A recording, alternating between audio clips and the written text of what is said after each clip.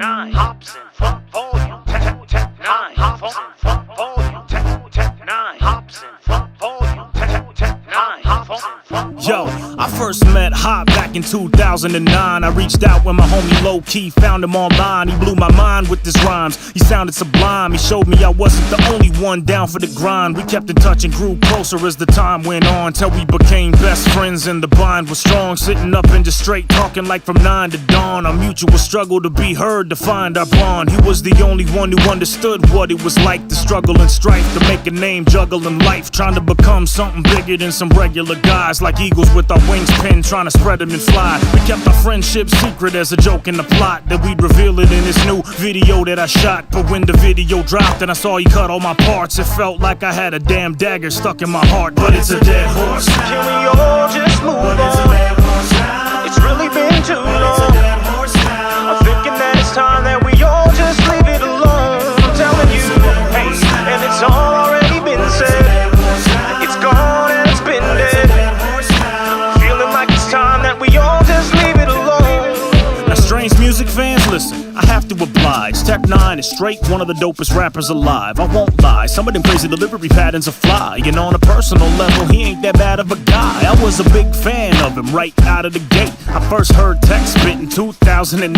Flipping through MySpace, I came across Night and Day from Ever Ready. Played it and was like, wow, that was great. He had the rhymes, had the speed, had the harmony down. And Rob Rebeck on the mix with the barbarous sound. The stage show was straight nuts, no matter the spot. So as a rapper, you can imagine how happy I got when I got invited to meet him in Santa Barbara that day. And it drove like 800 miles at $80 a tank. And spent my whole check to show Tech a couple of songs, but got kicked off of the bus cause the game was on. But it's a dead horse now. Can we all just move on? But it's a dead horse now. I mean, it's really been too long. Well, it's a dead horse now. Feeling like it's time that we all just leave it alone. But it's a dead horse now. and it's already been Oh, it's said. a dead horse now. I mean, I'm telling you, it's been Yeah, it's a dead horse now. Feeling like it's time that we all just leave it Yo, alone. listen, so that's the gist of what happened with Funk Volume and Strange. But looking back, my perspective wasn't all that pertained. I've done a lot of growing up in the past 2 years. So as a man, here's a couple things I ask you here. All I ever really wanted was the love of a friend who could relate to my struggle,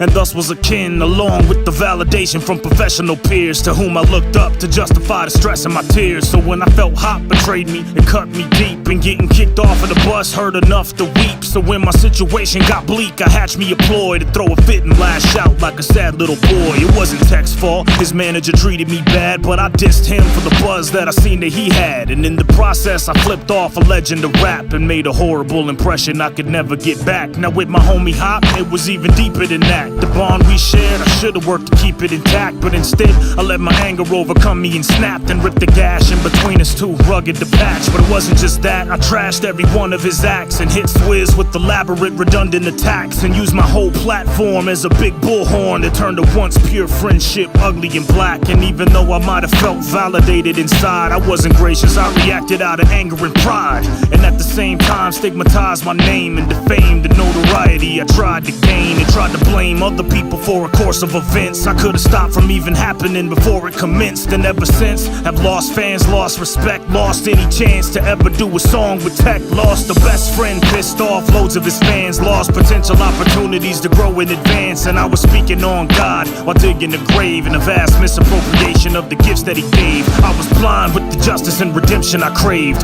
but I never stopped to think about the picture displayed. I made myself look small as an infant and paved a trail of my own destruction with the bricks that I laid. So listen to Dame, Hop, Tech, Swizz and the gang, Hopper, Benton, Chris, Calico and Dizzy the same. I'm ashamed of all the dirt that I kicked on your names. I was hurt and lashed out and you were fit for the blame, so I apologize, simple and plain. There's no excuse for it, I was sinful in vain. I acted out my bitter anger as a vent for the pain, and ignored the same message I was sent to proclaim. And to the fans, listen, all that I ask is if you're in the same position, don't follow my path. Any punk can start swinging when the gauntlet is cast, but it takes a real man to sit back and swallow the wrath. And even if you don't deserve it, just take it and chill, cause people hurt you as a symptom of the pain that they feel, and probably from somebody hurting them the way they did you. And the cycle will continue till the hatred is through. So if you got somebody out there and you know who they are, you really care scared about who left you heartbroken and scarred. It might be time to swallow that pride and punch in the call and put an end to that sick cycle once and for all. And even if it feels like it's beyond repair, fixing your half's the only thing you're called to bear. But unless you try, you'll never know, and who could be mad? One day you two could look back like, yeah, it used to be bad, but it's a dead horse now. It's a dead horse now.